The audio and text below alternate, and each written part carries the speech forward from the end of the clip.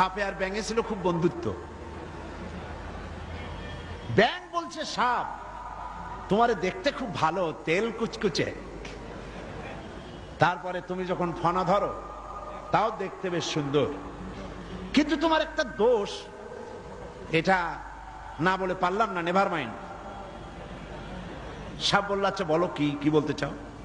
ব্যাঙ বলছে তুমি যখন চলো তখন তুমি কিন্তু সোজা হয়ে চলো না, খালি এইরকম করে চলো, এইটা বড্ড বিশ্রী লাগে। তা না হলে তুমি অন্য দিক থেকে খুব ভালো, দেখতেও ভালো, ফনা ধরলে খুবই সুন্দর লাগে, তোমার ক্ষিপ্রতা, তোমার ক্রুদ্ধতা, এসবটাই কাবিলে তারিফ।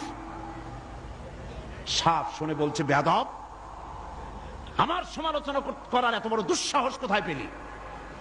ফনা তুলেছে, ফস করে উঠেছে। ব্যাঙ বলে ওরে বাবা, এত প্রশংসা করলাম, একটু সমালোচনা করছি, সহ্য করতে পারলি না। ও দিল লাভ, ব্যাঙ লাভ দিয়ে পড়ছে পুকুরের মধ্যে। এখন ফোস করে উঠছে, পাশে ছিল এক রাখাল। ফোস করলো কি, আগায় দেখে যে সাপ, হাতে ছিল হেদায়েতুল্লাহ, বুঝছেন তো কি, বাস বিসমিল্লাহ কই আরম্ভ করছে, জায়গায় শেষ, একদম সোজা।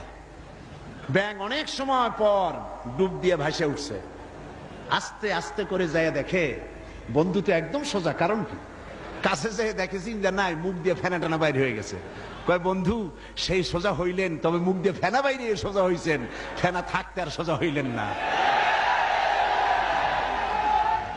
সুতরাং আপনারা ঠিকই ফিরে আসবেন, তবে সহজে আসবেন না, কারণ ক্ষমতা বড় বালাই, এটা দারুণ মোহ।